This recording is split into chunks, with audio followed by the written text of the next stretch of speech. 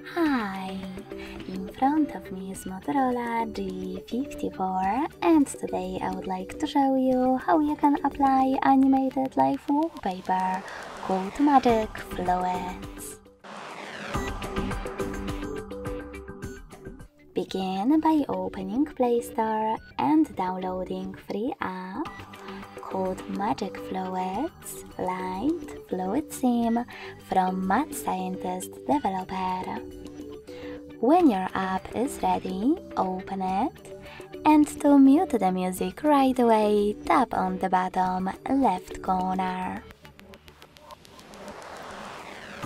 Then select those two lines at the bottom right one.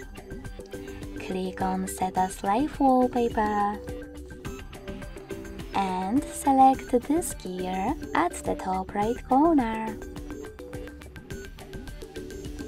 Now after selecting I accept in first things first pop-up, you can adjust all of those options however you want to.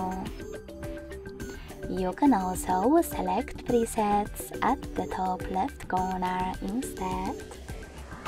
Click on one of the available ones and click on Yes in Load Preset pop-up.